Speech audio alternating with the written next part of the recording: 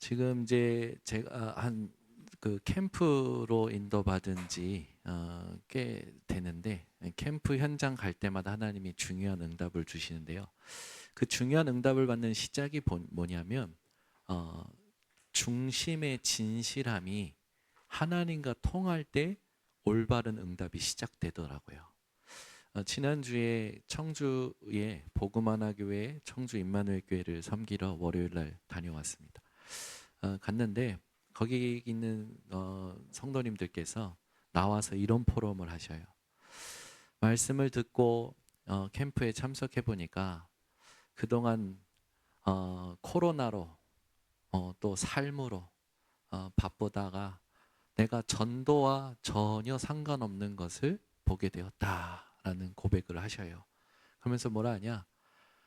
지금의 이 리듬에서 벗어나지 않기를 늘 소망하며, 지금의 안정된 삶에서 뭔가 이슈가 일어나지 않기를 늘 바라면서 복음과 전도를 생각했다. 이런 이렇게 회개 아닌 회개들도 하시더라고요. 또 한 분은 너무 무뎌져서 내가 하나님이 하시는 전도랑 너무 멀리 있구나. 그러면서 눈시울을 붉히시면서 이번에 그 캠프 속에서 그런 부분이 회복되면 좋겠다. 이런 말씀들을 하시더라고요. 그러면서 제게 지금 그 우리 교회 성도님들 또 이렇게 장례가 계속 터졌어요. 장례 캠프를 다니면서 태어나는 것도 내 의지와 상관없고 죽는 것도 내 의지와 상관없는 것을 확인하게 되었습니다.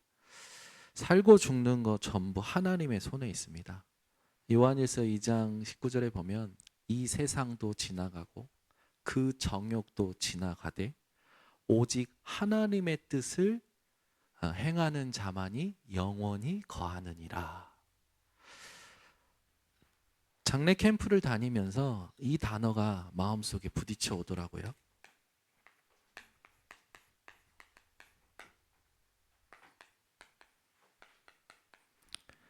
내려놓음이라는 단어가 부딪혀 왔어요. 신자의 내려놓음과 세상의 내려놓음의 개념이 좀 다릅니다. 신자에게 내려놓음이라는 건 어떤 의미냐? 하나님께 맡긴다라는 거예요. 세상의 내려놓음이라는 단어는 말 그대로 뭅니다. 다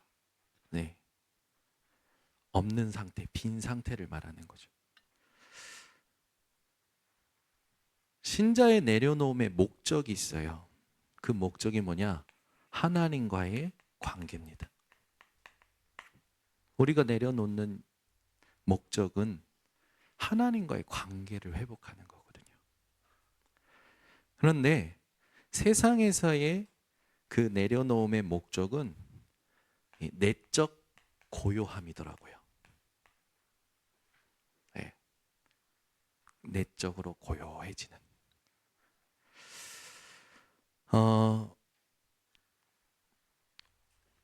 내려놓음의 신자의 내려놓음의 힘은 어디에서 오느냐? 성령의 감동에서 옵니다. 그런데 세상의 내려놓음의 힘은 자기 수련에 있죠. 그래서 신자들은 내려놓으려고 할 때 뭘 하느냐? 묵상 기도를 통해서 내려놓음이에요. 근데 세상은 명상이라는 걸 가지고 내려놓죠. 그런데 신자의 내려놓음은 그냥 내려놓는 게 아니라 하나님의 뜻을 향해서 성령과 말씀으로 채우는 거예요. 신자의 내려놓음은 하나님으로 채우는 시작입니다. 그 내용이 말씀과 성령이죠. 그런데 세상의 내려놓음은 자기 내면에 머무는 거예요. 어떻게 보면 해탈이라는 단어들을 씁니다. 자기마저도 이게 내려놓는. 그래서 어떤 상황이냐, 텅 빈 상태가 유지되는 거죠. 우리 번성교회 성도님들은 지난번에 신경 신학자들이 연구한 결과를 통해서 뇌과학으로 본 묵상과 명상의 차이를 아셨을 겁니다. 반드시 여러분 삶에 하나님으로 채우는 묵상이 회복돼야 돼요. 묵상과 명상의 차이가 있어요. 이거는 뭐 과학적으로 증명된 거니까. 묵상을 할 때 뭐가 발달이 되냐면 이 전두엽이 굉장히 활성화가 됩니다. 이 전두엽은요, 목표 지향적이에요. 그리고 자기 통제가 컨트롤이 가능하게 됩니다. 그리고 측두엽이 발달을 해요. 측두엽이 활성화되는 거죠. 관계성입니다. 근데 명상하는 사람들의 뇌를 봤더니 명상하는 사람들의 뇌에는 무슨 일이 일어나느냐? 두정엽이라는 게 이렇게 움직이는데 이게 하는 역할이 뭐냐면 자아 경계하는 거예요. 무슨 말이냐? 자아가 약화되는 걸 말하는 거예요. 그리고 이 편도체가 감소가 돼요. 이 편도체가 하는 일이 우리 감정에 대한 부분이거든요. 이 감정이 이제 감각적인 부분이 사라지는 부분이 일어나는 거죠. 그래서 이 전자파로 뇌의 그 전자파로 알 수 있는 게 뭐냐면 묵상은 알파파가 막 활성화되는 게 느껴져요. 편안한 집중이 되는 거예요.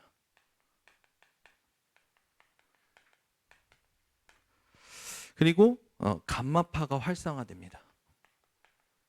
하나님의 사랑을 묵상하고 하나님께 감사하면서 고차원의 인지 능력이 생겨요.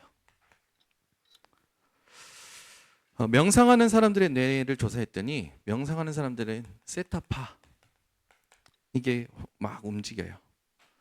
깊은 이완, 몸에 이런 이완 작용이 일어나는 거죠. 그리고 델타파 이 부분이 일어나는데 이게 무아 상태로 가는.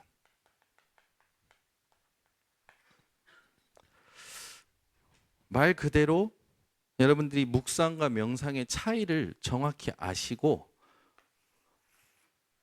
비우는 것이 아니라 하나님으로 채우는 기도가 시작되셔야 됩니다. 그러면 우리가 성경 구절 몇 개를 좀 알아야겠죠. 내려놓음 했을 때 마태복음 11장 28절을 기억하셔야 됩니다. 예수님께서 뭐라고 말씀하시냐? 수고하고 무거운 짐진 자들아 다 내게로 오라 내가 너희를 쉬게 하리라. 마태복음 16장 24절 누구든지 나를 따라오거든 자기를 부인하고 이게 내려놓음이에요. 여러분은 나를 부인할 줄 아는 인생이 되시면 됩니다. 나를 객관적으로 하나님 앞에서 볼 줄 알아야 돼요. 내가 진짜 기도가 되고 있는지, 진짜 예배 때 응답을 받고 있는지, 진짜 전도가 되어지고 있는지, 여러분이 살고 있는 지역에 하나님의 절대계획이 있음을 알고 성령 인도 받고 있는지, 나를 통해 하나님이 세계복음화 모든 민족을 제자 삼게 하실 한 나라 그 현장을 향하여 내가 인도받고 있는지 좀 돌아보실 필요가 있어요. 또 현장에서 많은 사람들하고의 관계와 또 일할 때 그 현장에서 여러분들이 하나님의 뜻을 두고 질문할 수 있어야 됩니다. 우리 인생에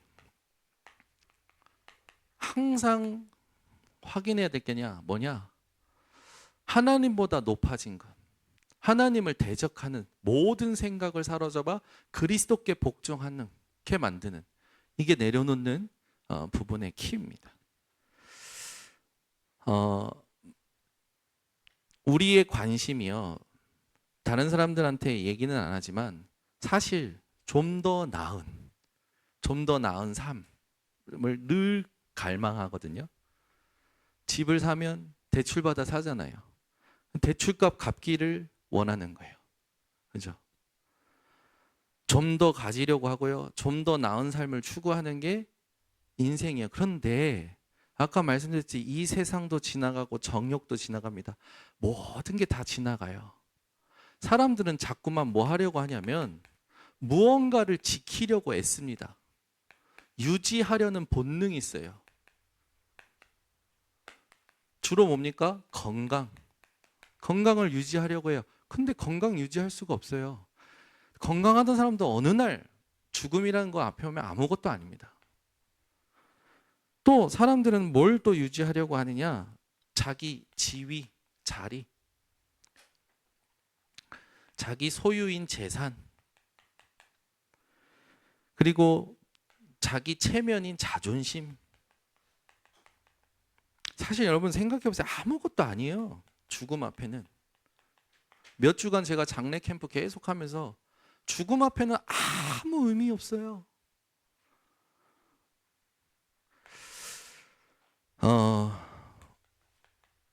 뭐 다 똑같은 말이지만 건강도 여러분 하나님이 주시는 겁니다. 내 호흡도 하나님이 주신 것이고요. 내가 먹고 소화 잘하고 살 수 있는 것도 하나님의 은혜입니다. 지금 일할 수 있는 거, 그 지위, 내가 열심히 해서 올라갔다고 생각하는데 천만의 말씀, 죽음이라는 것을 하나님께서 여러분들이 일할 수 있도록 시간표를 주신 거죠. 그래서 하나님이 주신 시간 속에서 하나님이 주신 만남과 축복을 통해서 우리가 그 자리에 있게 된 거거든요. 재산도 마찬가지예요. 여러분의 소유가 얼마나 됩니까? 그거요, 사실 보면 다 두고 가잖아요. 아무 의미 없잖아요. 여러분들 여기에 나의 관심을 뺏기면 안 됩니다. 여러분들은 이 모든 것을 어떻게 하셔야 되냐? 하나님으로 관리를 하셔야 돼요. 하나님이 주신 거니까. 여러분들은 여기에 마음을 두고 여기에 소망을 두고 살 게 아니라 하나님이 이것을 내게 관리하게 하신 그 뜻을 찾아야 되는 거죠. 그래서 이런 부분에 의해서 여러분들이 자꾸 마음과 생각이 움직인다? 속는 겁니다. 이것 때문에 힘이 빠지고 이것 때문에 힘나고, 아니에요, 여러분. 바울은 얘기합니다. 모든 것을 배설물로 여김은 그리스도를 얻고 그리스도께 발견되기 위함이라 라고 얘기하죠. 우리 번성교회 성도님들이요, 진정한 내려놓음이 회복되셔야 됩니다. 여러분, 이걸 두고 오늘 하나님 앞에 결단하세요. 하나님, 내가 이런 세상에 지나가는 것에 마음 두지 않고 하나님과의 관계를 회복하여 하나님으로 채우는 삶을 살게 하옵소서. 그래서 우리 성도님들은 이 유지하는 본능 누가 주셨습니까? 창세기 1장 18절에 보면 사실은 하나님이 우리에게 주신 선물이에요. 모든 것을 정복하고 다스리라. 창세기 2장 15절에는 에덴 동산을 뭐 하라고 합니까? 경작하며 지켜라. 사람들은 무언가를 지키려고 애씁니다. 그러나 다 지킬 수도 없고 그걸 관리할 수도 없어요. 그래서 우리는 오늘 말씀을 통해서 하나님이 원하시는 신앙생활을 회복해야 됩니다.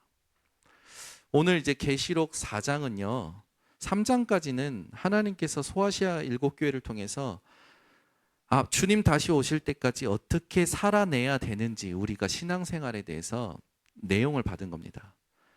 뜨겁든지 차갑든지 해라. 미지근한 신앙생활 버려라. 오직 하나님을 향하여 열심을 내라. 말씀으로부터 열매만 맺는 신앙생활이 아니라 말씀에 근거한 신앙생활을 회복해라. 소아시아 7교회를 통해서 우리가 가져야 될 내용들, 우리가 갖춰야 될 자세들을 가진 겁니다. 그러면 계시록 4장부터 이제 어떤 게 펼쳐지냐면 주님 다시 오실 때까지 말세의 기간 동안 종말이 올 때까지 대환란이 일어나는 그 상황이 와요. 마태복음 24장에도 나와 있잖아요. 기근과 지진과 난리와 난리 소문과 전쟁, 민족이 민족을 대하여 엄청난 환란이 일어나지만 끝이 아니라 천국 복음이 모든 민족에게 증거된 후에야 끝이 오리라. 대환란을 우리가 어떻게 감당할 것이냐, 여기에 대한 메시지들을 오늘 주신데, 그 감당할 것을 두고 오늘 요한계시록 4장에 뭘 보여주시냐? 천국 보좌의 예배를 보여주십니다.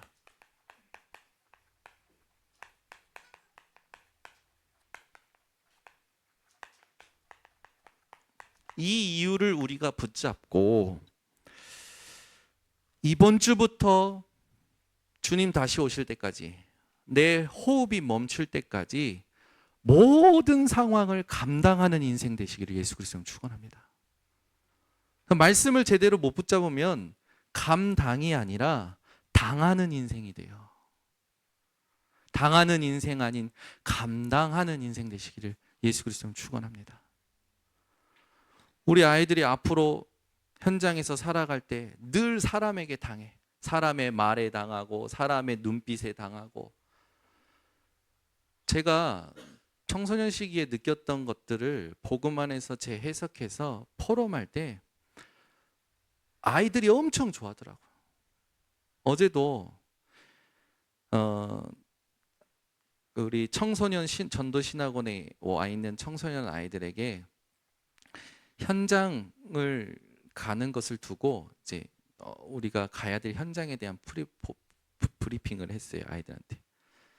237의 현장을 어디로 잡았냐?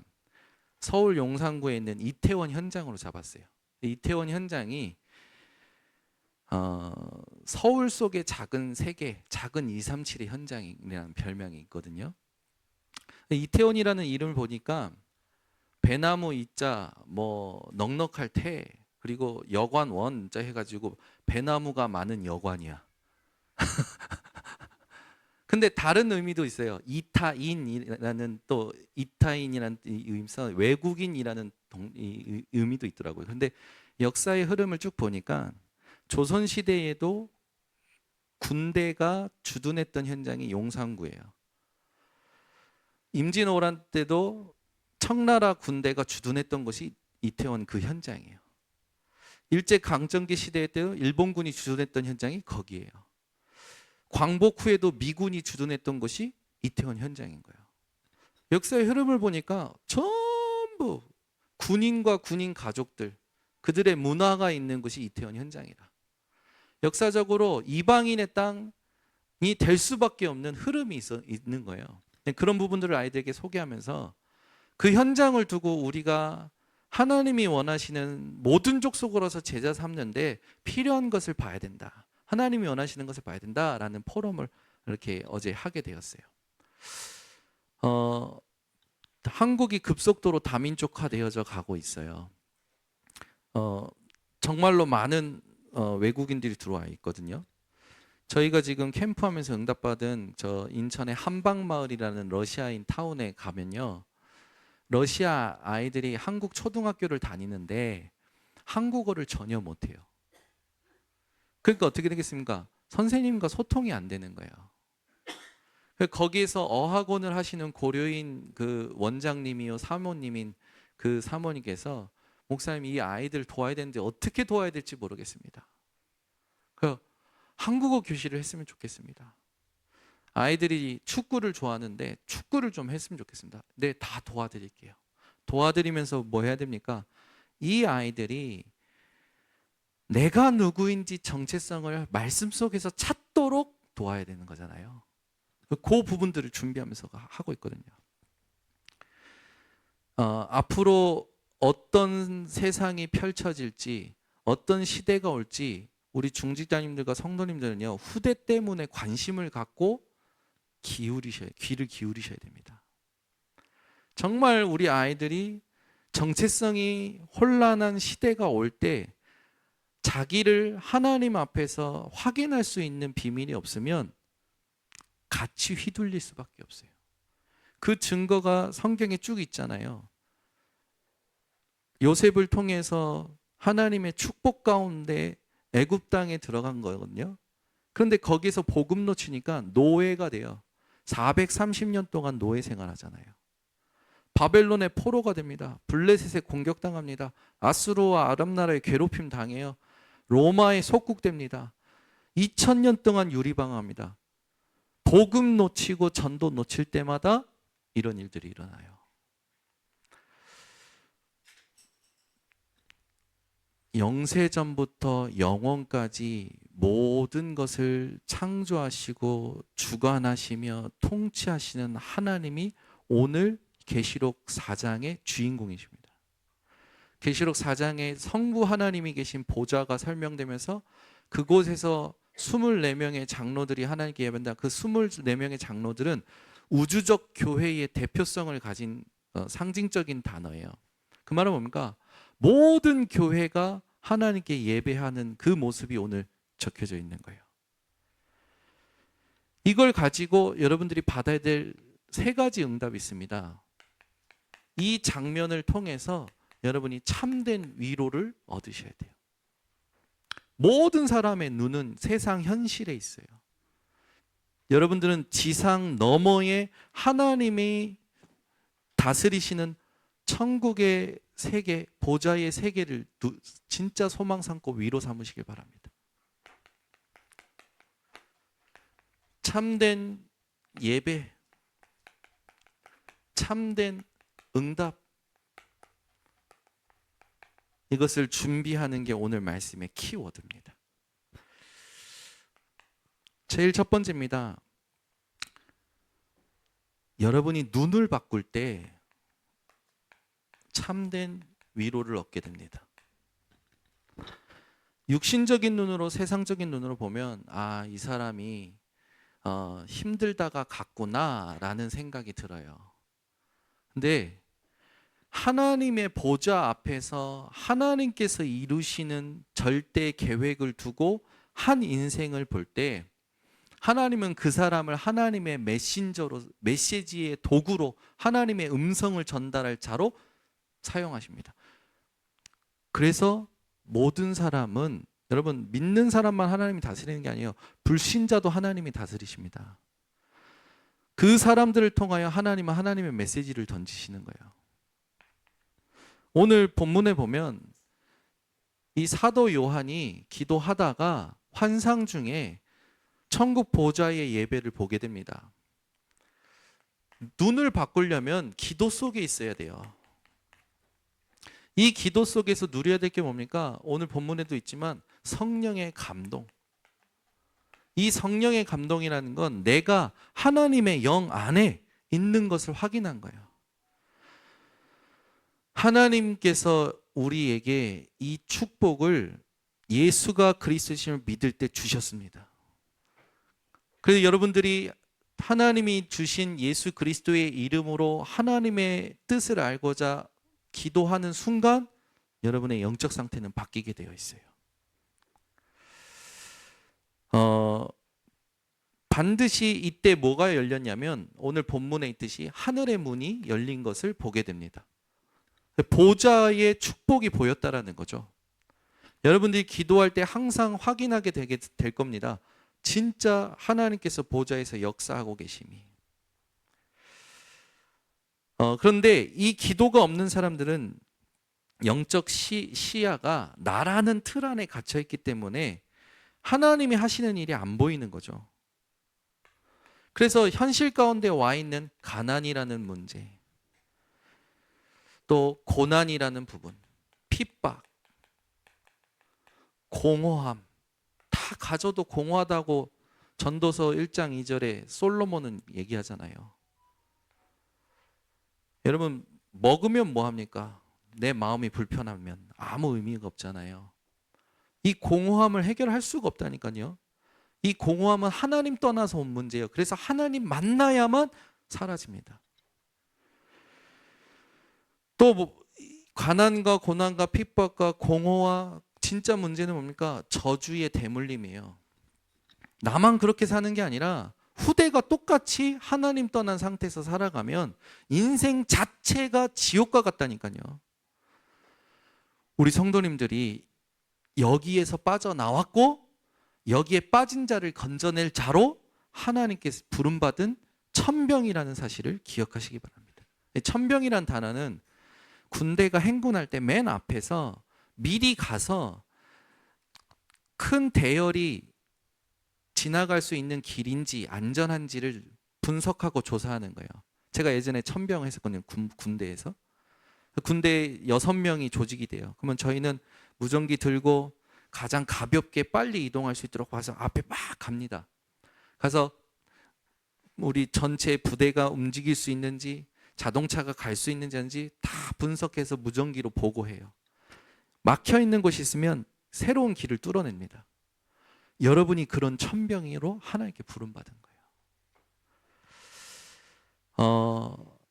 어쨌든 여러분들이 영혼을 보는 눈이 바뀌셔야 돼요. 나를 보는 눈도 마찬가지지만 한 사람 한 영혼을 보는 눈이 바뀌어야 돼요. 오늘 성가대가 찬양을 했잖아요.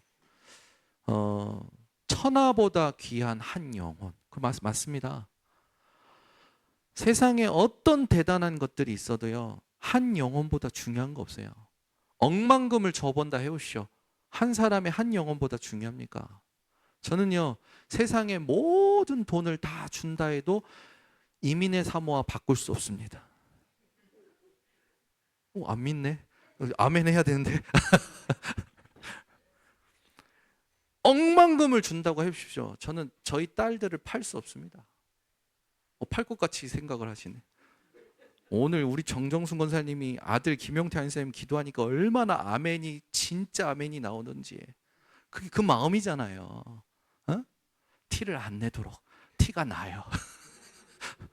근데 사랑하는 사람을 보면 티가 나잖아요. 저도요, 티난대요. 집에서도 티난대요. 예빈이 예린이보다 예솔이를 더 사랑하는 게 티난대요. 난 절대 아니라고 하거든. 난 절대 똑같이 했다고 하는데 티난대요. 사랑하니까. 이게 예빈이 예린이보다 사랑하는 게 아니라 예솔이가 막내니까 상대적으로 작은 놈에게 관심이 더 가잖아요. 근데 그게 누군가의 눈에는 더 사랑하는 것처럼 느껴지는 거라. 예빈이 예린이 시험 들지 않기를. 저 눈 바뀌었는데 눈을 바꿔요 예빈아. 저를 이러고 쳐다보는 예빈이가. 여러분, 웃자고 하지만 생각해보세요. 여러분, 한 사람 한 영혼을 이 세상에 그 무엇하고도 바꿀 수 있습니까? 저는 없어요. 그 사람 그 영혼이 얼마나 소중합니까? 그래서 그 사람 그 한 영혼을 살리는 복음 전해주는 일이 하나님 보실 때 가장 값진 것이에요. 가장 가치 있는 것이에요. 그래서 여러분, 그 사람이 믿든지 안 듣든지 복음 전했으면 에스겔 3장의 말씀처럼 여러분은 파수꾼의 사명을 다한 겁니다. 자료로 전달했든 여러분들이 믿음으로 복음을 내 인생을 포럼으로 여러분들은 하나님이 기뻐하시는 일을 한 거예요. 중요한 건 이제 내가 하고 싶은 사람만 하는 게 아니라 나와 관계없는 사람일지라도 하나님의 절대 계획 속에서 한 사람 한 영혼에 대한 구원의 계획을 관심을 가질 때 하나님은 축복하십니다. 한 영혼이 영원한 지옥에 가는 게 하나님이 원하시는 겁니까? 천국에 머무는 게 하나님이 원하시는 겁니까? 그렇잖아요. 한 영혼 보는 눈을 바꾸셔야 됩니다. 보좌의 예배를 보게 하신 이유 첫 번째, 눈을 바꾸라는 거예요. 현실에 머물러 있는 게 아닙니다. 그 사람을 이 사람이 어떻게 했다 저렇게 했다 행동으로 판단할 것이 아니라 하나님의 구원의 계획 속에서 보는 거예요. 여러분, 삶을 잘 살 수도 있어요. 못 살 수도 있어요. 그 사람이 태어났을 때부터 배경이 있었겠죠. 경험한 게 있었겠죠. 배움이 있었겠죠. 여러 가지 상처가 있었겠죠. 그 모든 게 피해자입니다. 왜? 하나님 떠나 태어났기 때문에. 원죄의 피해자예요. 하나님 떠난 상태의 피해자예요. 그 사람이 잘 살 수도 있고 못 살 수도 있어요. 기본이 있을 수도 있고 상식이 있을 수도 있고 없을 수도 있습니다. 그게 중요한 게 아니에요. 그 사람의 영혼이 하나님을 만나야 돼요. 그게 전도입니다. 근데 이 전도를 하나님이 하십니다. 그걸 보는 것이 캠프입니다. 그 캠프 가운데 우리가 지금 세밀하게 인도받고 있어요. 현실, 세상, 사람 보는 눈을 바꾸는 우리 성도님들 되시기를 바랍니다. 두 번째, 오늘 성경에 이제 좀 이따가 한 구절 한 구절 보면서 좀 확인하겠습니다. 먼저는 뭐냐? 하나님이 원하시는 이 참된 예배를 드리는 거죠. 그래서 중심을 지켜라. 여러분의 중심이 하나님이 받으시는 예배를 드려져야 돼요. 사람들은 전부 나의 필요를 두고 예배드립니다. 이렇게 하면 이렇게 될까? 내가 원하는 대로 될 것을 두고 예배를 드려요. 그건 하나님이 받으시는 예배가 아니고 하나님 원하시는 예배가 아니에요. 하나님이 받으시는 예배는 여러분 존재 자체입니다.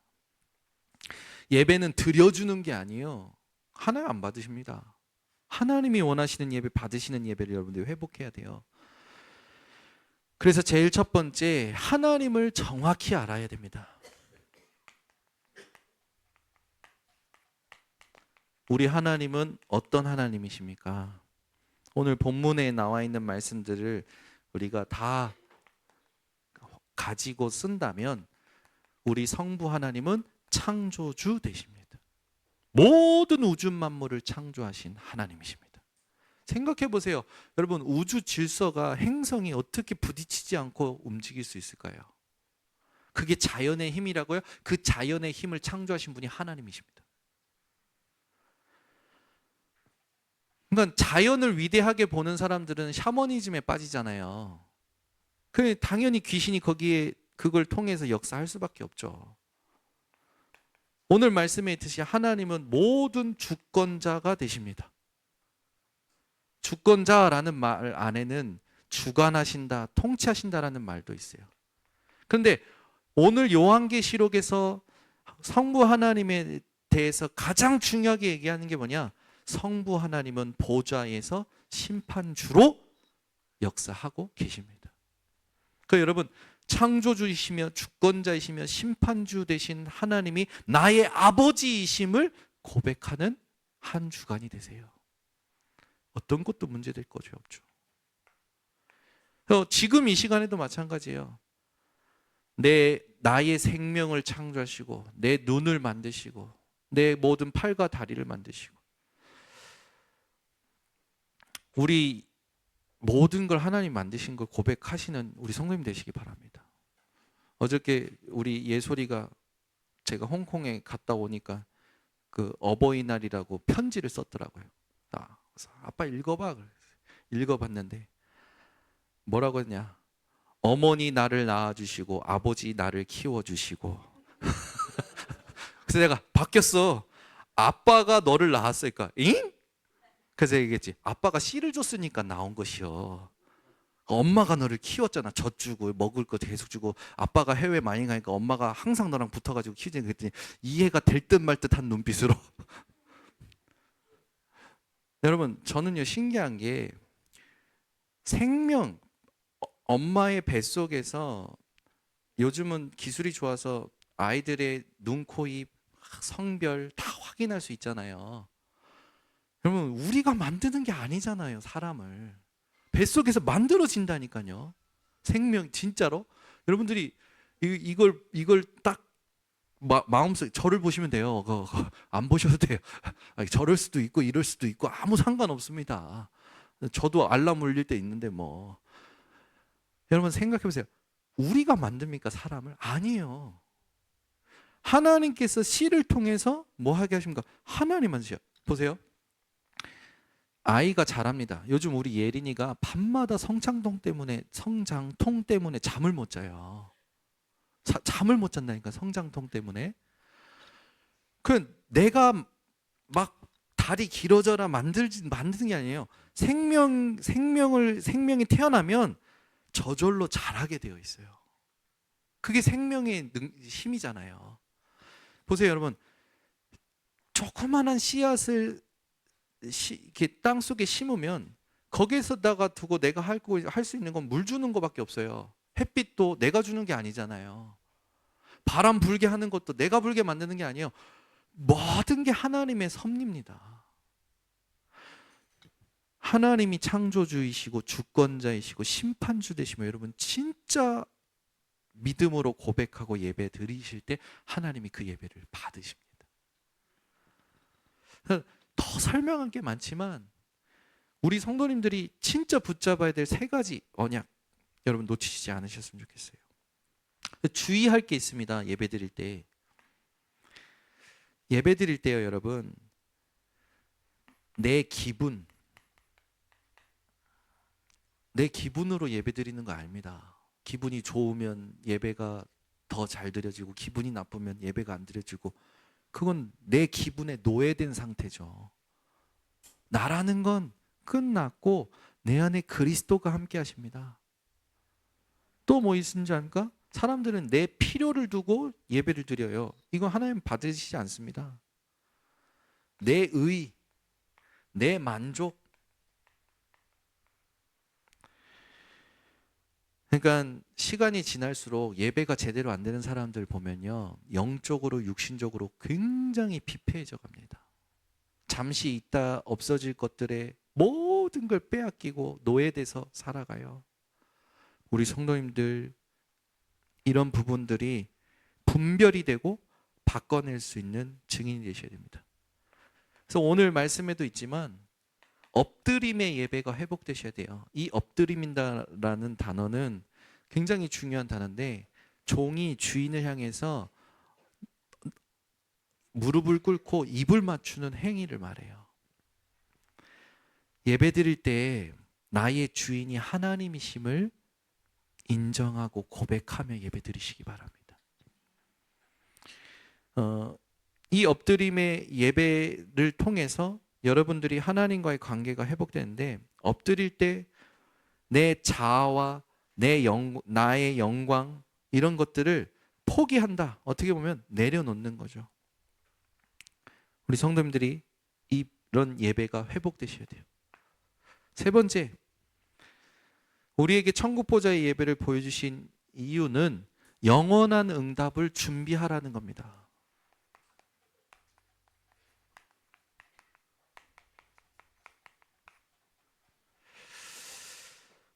오늘 성경에 보면 마땅히 될 일이 있어요.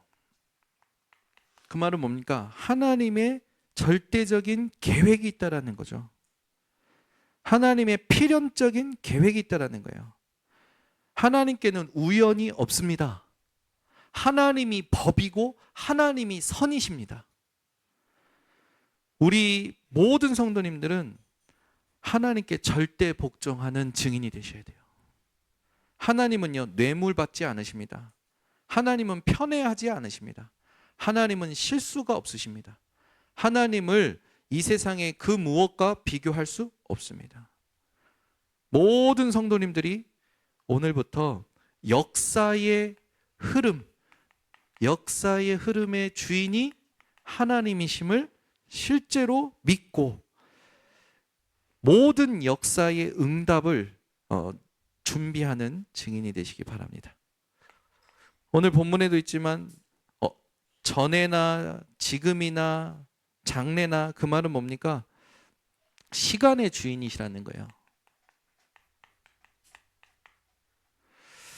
또 장차 올 심판의 날의 주인이 하나님이십니다. 오늘부터 이 영원의 응답을 두고 여러분들이 이런 고백이 소망이 되셨으면 좋겠어요. 마라나타, 주 예수여 어서 오시옵소서. 우리가 기다리는 시간은 예수님이 다시 오시는 시간이라는 거죠. 그때까지 언제 오실지를 궁금해하지 말고 반드시 오시기 때문에 지금 우리에게 명하신 것을 여러분들이 응답받는 준비를 하면 됩니다. 그래서 예수님께서 우리에게 주신 언약이 있잖아요. 모든 족속으로 가라 237. 믿는 자들에게 표적을 주겠다. 치유. 오직 성령의 충만함을 받아라. 권능받고 땅끝까지 증인되리라. 서밋.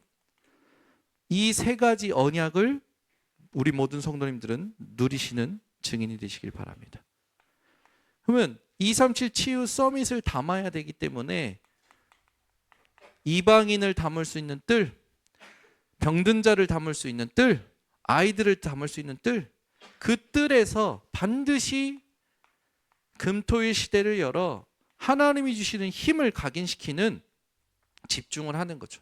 이걸 통해서 개인이 현장에서 묵상 운동의 주역이 되는 거예요. 어디에도 괜찮은 거예요.